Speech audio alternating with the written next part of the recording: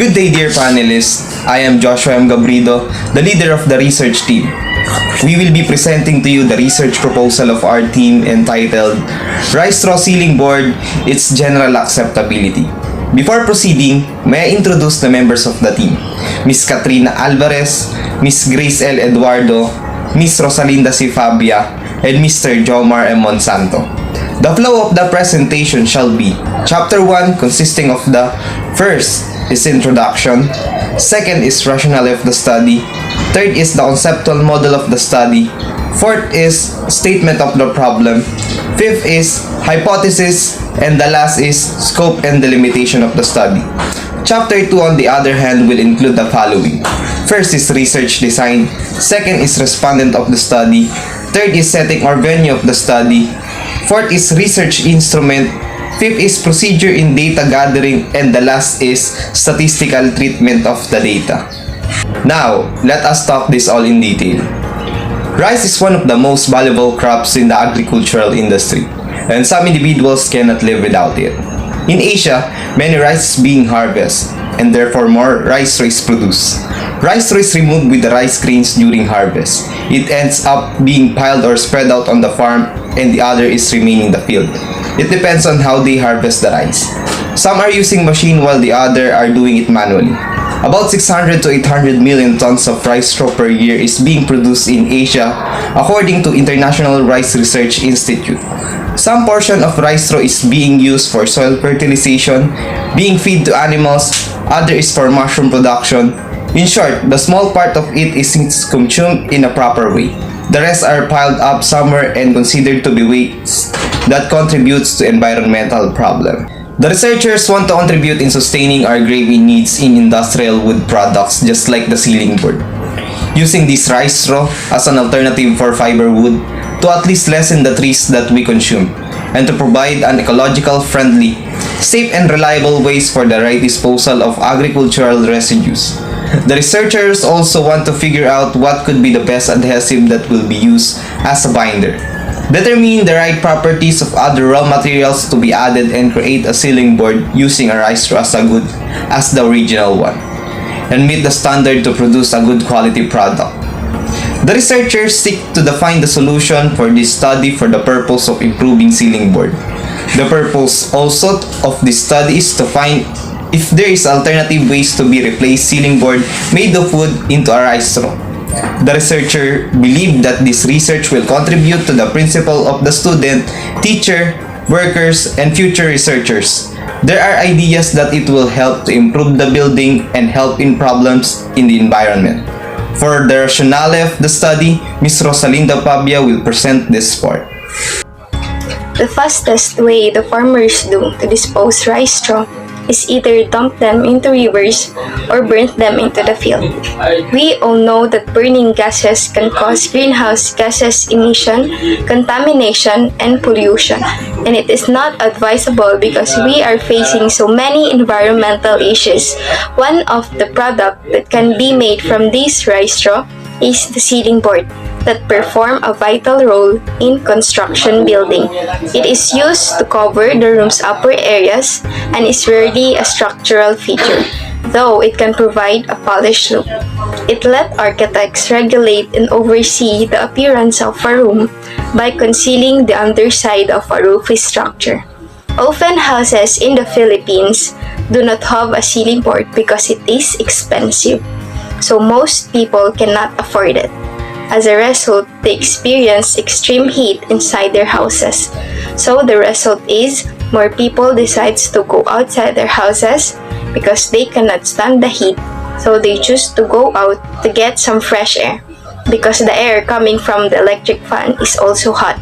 It is because of these reasons that the researchers were able to come up with this product. Researchers on the general acceptability of ceiling board made from rice straw is considered to be gray area in research since it is a new innovation in the field of civil technology. Thus, a third of local related literature and studies on this topic. The difference between ceiling board made in wood and ceiling board made in rice straw is the ceiling board made in wood is cost much but the ceiling board made in Rystro is cost lesser. It is more durable and efficient, but their similarities are they both use to cover the room's upper areas and is rarely a structural feature. The past and present studies about ceiling board are both looking for the cheap but the best type of ceiling board. Furthermore, it will attempt to provide local researchers with the research finding that they can use relative to their future study. Here is Mr. Jomar Monsanto to present the conceptual model of the study. The researchers will use the independent variable to dependent variable or system approach in describing the conceptual model of the study. The figure shows the representation of the study, demographics of respondents, personal and social aims, responsibility awareness, the problem perception, and the influences of others will define the certain aspects of acceptance and acceptability, but would also give indications on how they perceive the system.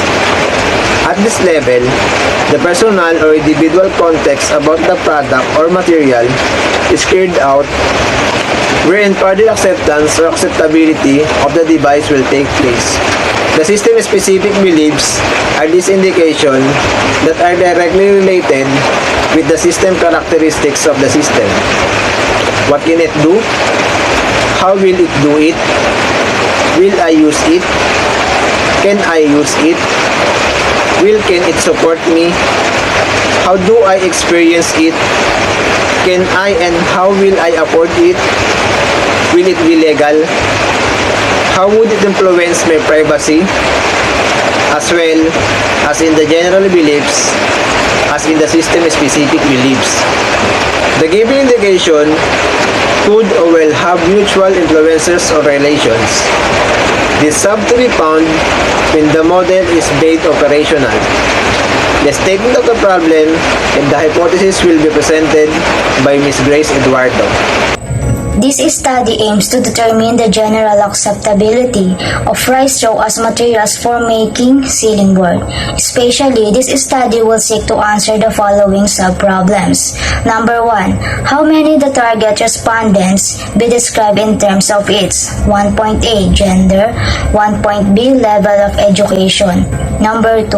What is the level of acceptability of ceiling board made of Rystro as perceived by the target respondents in terms of the following indicators of acceptability.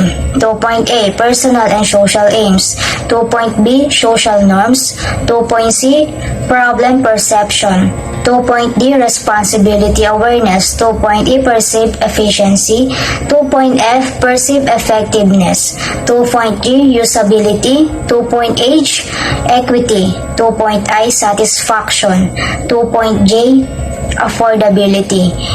Is there a significant difference in the level of acceptability of ceiling board made of Rystro in terms of indicators as perceived by the respondents when grouped according to their profiles? This study will test the following hypothesis. The level of acceptability of the Rystro ceiling board in terms of indicators as perceived by the respondents when grouped according to their profile do not differ significantly.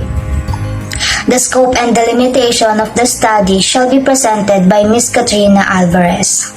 This research study will focus only on the determination of the general acceptability of Rystro as material for making ceiling board. 50 construction workers in Valenzuela City will be purposely selected to be used to determine the general acceptability of Rystro as material for making ceiling board. Furthermore, this study will be limited to the descriptive evaluation analysis of the data provided by the 50 construction workers as to the general acceptability of such tool. This study will be conducted for the school year 2021 to 2022 at Valenzuela City Polytechnic College. Chapter 2 presents the research design, respondents, setting research instrument and techniques, data gathering procedure, and statistical treatment of the data that will be used in this study. Here is Mr. Joshua Gabrido to present the research design and the respondents of the study. The descriptive evaluation method of research employing a questionnaire and documentary analysis will be used in conducting this study, since this study will deal only with the general acceptability of ceiling board made of rice straw. Copies of the questionnaire will be issued to the target respondents who are construction workers in the city of Valenzuela to obtain a comprehensive data about their perception as to the claims of the advice. Analysis of the data is likewise to be undertaken to gather substantial information of their perceptions. The researchers will involve 50 construction workers in MSD Wood Products Manufacturing Incorporation located 914 East Service Road, Paso de Blas, Valenzuela City, Metro Manila as respondents. These research respondents will be chosen by purposive sampling, which will then take part in evaluating the general acceptability of the rice straw ceiling board based on the indicators in the conceptual model. To present the setting or the venue of the research study, here is Miss Rosalinda Pavia. The venue of the research will be at the home school of the researchers, Valenzuela City Polytechnic College, located at Camagong Street, Fortune Village 6, Parada 1440, Valenzuela City. Valenzuela City Polytechnic College is established in 1982. It is a local government college which provides technical education and training to high school graduates, out-of-school youth, and unemployed adults. When it became a college, 3-year technical courses were offered in addition to its existing short-term non-degree programs. Today, the school offers a 4-year technical teacher degree program and a 3-year diploma program to produce highly skilled, innovative, and dynamic proficient technical teachers, technologies, entrepreneurs, and competent and productive industry workers, and aggressive and innovative entrepreneurs. To present the research instrument and techniques, let me call in Ms. Grace Eduardo. In the study of the rice straw ceiling board, the researchers will use a standardized survey questionnaire which you can find in Appendix B of the manuscript.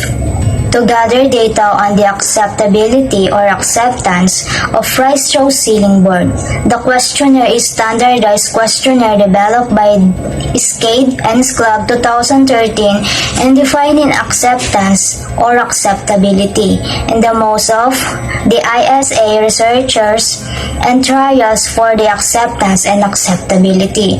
The acceptance and acceptability refer to the opinions, attitudes, and values of the users related to the experience they have with the system. The researchers will use the following indicators to investigate the content of the elements that can influence the general acceptability, which are common factors in acceptance and acceptability research. Number 1. Background variables. Gender and educational level are taken into account in this study. Number 2. Social factors. The degree of the other elements that can affect respondents' thoughts about the ceiling board is the degree of other things that can affect respondents' thoughts about the ceiling board. Number 3. Being conscious of the problem. It refers to the extent to which the social impact of ceiling board use is acknowledged. Number 4. Being aware of the situation. It refers to how much the social impact of using ceiling boards is recognized. Usability. It refers to how well respondents can work with and understand the ceiling board. Number 6. Usefulness. From the responders' perspectives, is the extent to which the ceiling board does what is supposed to accomplish. Number 7. Satisfaction. It is the degree to which the respondents' requirements are satisfied by the ceiling board. Number 8. Affordability. It refers to a person's readiness to pay. The Likert scale will be used to interpret the level of acceptance and acceptability of the ceiling board, which is based on agreement or disagreement in terms of the indicators. Here is Mr. Jomar Maansanto to present the data gathering procedures. The researchers will secure permission from the Dean of the College through the research advisor before convening the 50 construction workers for the evaluation of the general acceptability of rice straw ceiling board. The questionnaire will be given to all the chosen respondents. The researchers will personally conduct the evaluation and administration of the distribution and retrieval of the copies of the questionnaire with the cooperation and assistance of the fellow researchers. This process will be under the strict supervision of the research professor and research advisor. To present the statistical tools to be used in the analysis of data, here is our team leader, Joshua Gabrido. A variety of statistical tools will be used in the analysis of data. The profile of the respondents will be determined using frequency counts, while for the level of the general acceptability of the device, the statistical tool that will be used is the weighted mean, which is applicable to the option of different ways. The formula for the weighted mean is equal to the sum of all the products of f and x, where f is the frequency of each way and x divided by the sum of all the respondents. To test the significance of the statistical hypothesis cited, a non-parametric statistics will be used. This tool is the chi-square test of independence, as defined by Carter 1980. This test is used when the researcher wishes to determine if observed and expected frequency differ significantly or insignificantly from the independent variable. The formula is the chi-square is equal to the square value of the difference between the observed and expected values divided by the expected value. To compute for the degrees of freedom, the formula will be degrees of freedom is equal to the product of the difference between column n1 and row n1. To test the significance of the chi-square against the null hypothesis, the abridged table of critical value for the chi-square test of independence will be used. Thank you for listening to our virtual presentation entitled Rice Straw Ceiling Board, Its General Acceptability. And the room is now open for your question, suggestion, and recommendation. That would be all. Mabuhay. Salamat po.